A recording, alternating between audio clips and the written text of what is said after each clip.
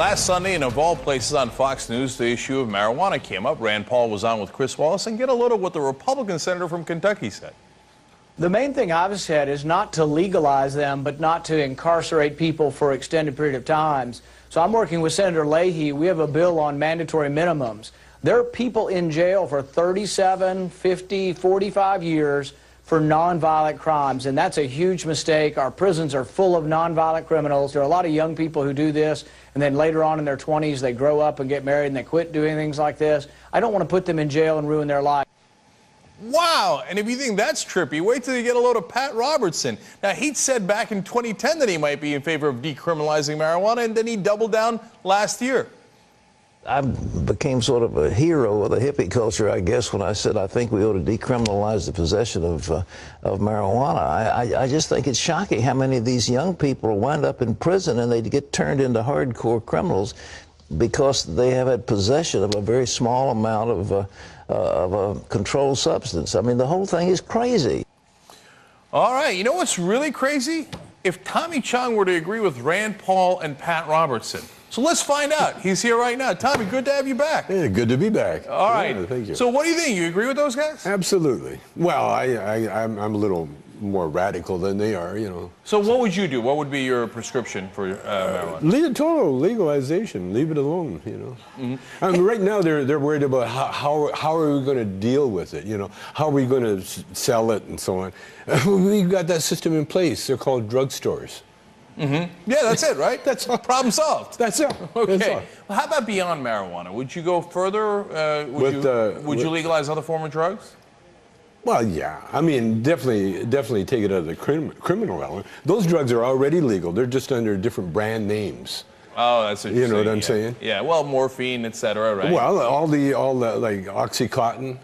You know, that's heroin, basically, and you can get it if you got the right doctor. So see, that's another Republican you agree with, Rush Limbaugh. Yeah. Because right. he tried to de facto legalize it through his maid or whatever, but yeah. I was listening to your earlier segment, and pot has another effect on the human brain. It makes you very creative. Mm-hmm. Very creative, you know, like the Beatles, they never got into their real good music until they smoked pot with They smoked pot? The Beatles did? I know, it's a shock. Wow. Uh-huh. Pot makes you very creative.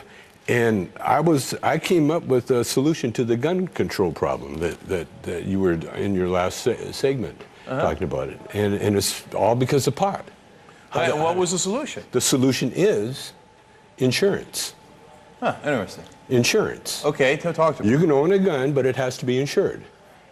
And if that gun creates any havoc, the insurance company has to pay.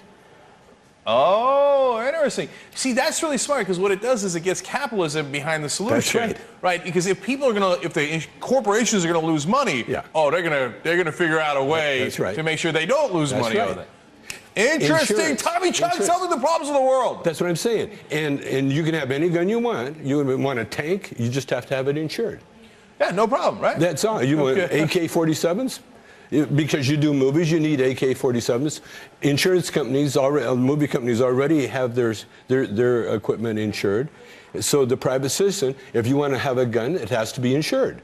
Now, the problem, of course, for saying in Sandy Hook is if the mom was insured, well, she got killed by her own guns. Oh, yeah. You know, but the families would be collecting instead of just losing their child in that, they would be collecting damages for the damage. And of course, that's why the Republicans have already, pushed for legislation where the gun manufacturers cannot be sued.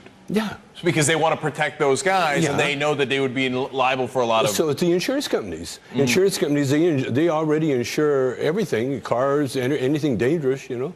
So the insurance companies, and they do the background checks. Let me go back to Pat Robertson for a second. If he came up to you and he said, you know, Tommy, you win, you were right all along. Let's go smoke some weed. Would you smoke weed with Pat Robertson? Absolutely. God knows what he'd say, right? But you know he doesn't smoke. You know Pat doesn't smoke, and you know Rand Paul doesn't smoke either. You don't think so? No. I think Pat might. I think Pat's gotten to no holds barred. Like he's like, hey man, the good Lord could call me up any minute, man. Before I go, I want to have some fun. No, those guys, they're high on Jesus. Okay. Well, we'll see. No, you get high on God. I mean, you do. You know, you work yourself into that frenzy, and that's what those guys, they get a little bit too high on God. That's a problem. You know? Yeah, well, that is a problem. All right, so we're going to have Tommy stay here. We're going to do one more segment here. I want to ask you more about the specific, you know, the issues with... I know everything. I smoke pot. I'm brilliant. More creative solutions from Tommy Chong when we return, and we'll see how high we can get. Amendment 64 is passing. Now, we are hearing no on 64 has conceded. Numbers saying that Amendment 64 is a go. History in the making here, folks. Colorado, the first state to pass this, an amendment to the state constitution making marijuana legal here. All right, that was a fun night in Colorado. Tommy Chong's with us here on the Young Turks. Tommy, now look, we got Colorado and Washington. That's 2 states with legal marijuana. You got 16 states with medical marijuana. Now, all of a sudden, Pennsylvania is considering passing. Hawaii, Maine, New Hampshire, Rhode Island, Vermont. Is it over? Are we going to win? Yeah, totally going to win, because it's everything. It's a perfect plan. You know, I mean, it's healthy. It's a healthy plan. Why do you think they banned it in the first place? It goes back to the paper companies, actually. It goes back to Hearst, William Randall Hearst. He was trying to compete. They were trying to compete with hemp paper. Hemp makes beautiful paper. The Bible was written on hemp. Hemp was used as canvas. The word canvas comes from cannabis. And so, I did not know that. So the canvas paintings that you paint, that Van Gogh painted on, was hemp products. Have you ever smoked a Bible? Just the first page. The book of Numbers. You know, I don't know. Are you a religious man or no? Oh, yeah. Oh, no, yeah. I'm a spiritual man. Spiritual? No, I'm not religious. I don't believe in religion. I believe in spirituality. All right. God bless. Yeah. Makes sense. All right. Now, look, we've got 58% now saying that it should be legal. 39% still saying it should be illegal, right? But those are great numbers. I mean, when I was growing up, it was nothing like that, right? When you were making the movies with Cheech, you know, it was nothing like that, right? No. So, did you think in your lifetime that we would have legalized pot? Did you always believe, or are you surprised by this development? No, I'm not surprised. I've always considered it legal. You know, because when I did my research, found out that that wouldn't make me want to kill my mother. You know, I figured they were lying about it. You know, they being the people that were pushing booze down our throats. I grew up in Canada, and it's such a booze culture. You know, it still is. And they drink in Canada? Yeah, oh, big time. Beer is their national flower, you know. So is it? Yeah. So that's awesome. So I grew up in a country, in a society that pushed alcohol, and the marijuana was like, it's the worst thing in the world. So I knew they were lying about it. And you're of course right. I mean, we've done stories about how Richard Nixon commissioned a report on it, and it came back saying it's actually a perfectly healthy plan and it's good to go. And it was done by a Republican governor, et cetera. And he took it and he shredded the report because he didn't like it and he wanted a war on drugs. Sure. Well, I mean, it was their perfect excuse to take away people's rights.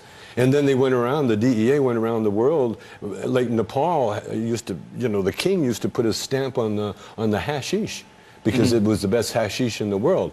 And the United States paid Nepal something like $50 million to make it illegal. And of course the king goes, yeah, okay, 50 million, yeah, there you go. Sure, and now it's illegal. Like they don't have hashish in Nepal anymore. And look at the effects it had, like in Indonesia, there's a death sentence. If you get caught with a joint, you can go to jail for life or even face a death sentence. You know, you were talking about the national flower. You know, given that George Washington and Thomas Jefferson had hemp farms, is it possible that we swing things so much that our national flower becomes hemp? It could very well be. It could happen. Okay, well, look at the young. Here, let me give you stats on that. Sure. Is it bad for you to smoke these things? They asked the young, right? 70 high school seniors. 78% it's bad for you to smoke cigarettes, but for marijuana it was only 44%. Again, I mean, growing up, I couldn't have possibly imagined a poll like that. No. And so there's no question that it's swinging in our direction. Look, let me give you some more stats on how much damage it's done to the country, and I want to get your reaction to that. In the past 40 years on this terrible war on drugs, it's cost us $1 trillion, right? $1 trillion. It's amazing. 45 million arrests. And then we had, just in 2009, 1.7 million arrests, over 50% for just pot possession. That's it. And the prison population from 1973 to 2009 has grown 705%. So is it possible those stats are leading people like Rand Paul to say, hey, you know what, I want to stop wasting our money? Yeah, well, it's public opinion. When public opinion shifts, you know, because what they were doing back then it was the perfect way to eliminate the opposition to their right-wing warlike policies.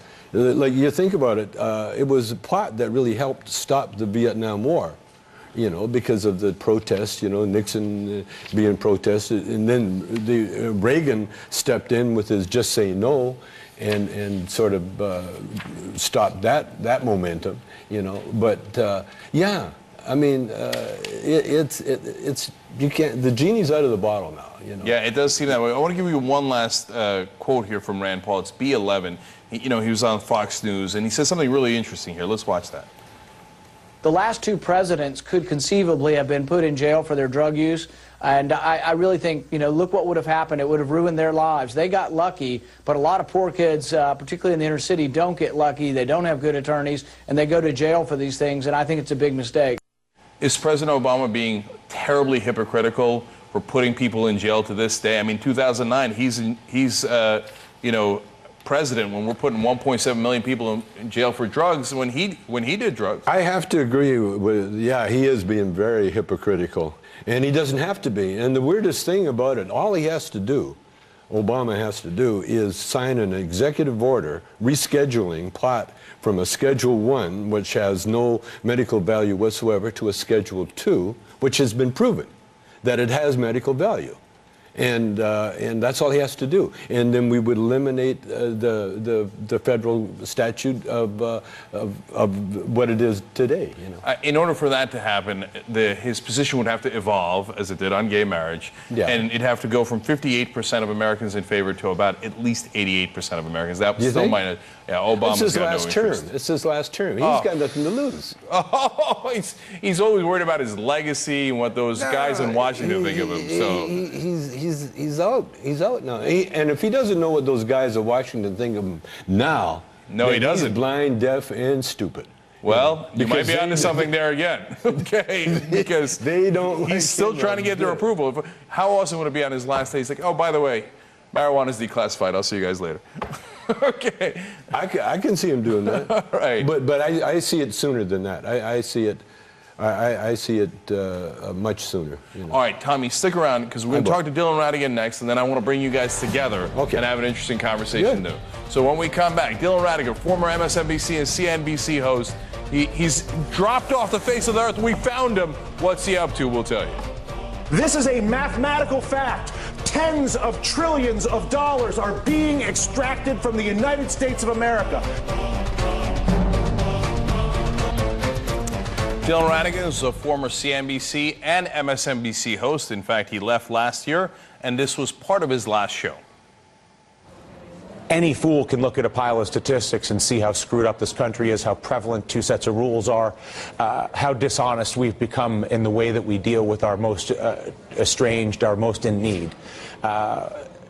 We are beyond that point, I believe. I believe that now is the time for what I would say is an Apollo 13 mentality, where it doesn't matter what we don't have, it doesn't matter whose fault it is, it matters what we do have, and what we do have is a tremendous amount of time, a tremendous number of individuals, a tremendous amount of creativity, and entirely unsustainable systems. Let's take that mindset and work with what we do have, which is each other, and the ability to change the way we act.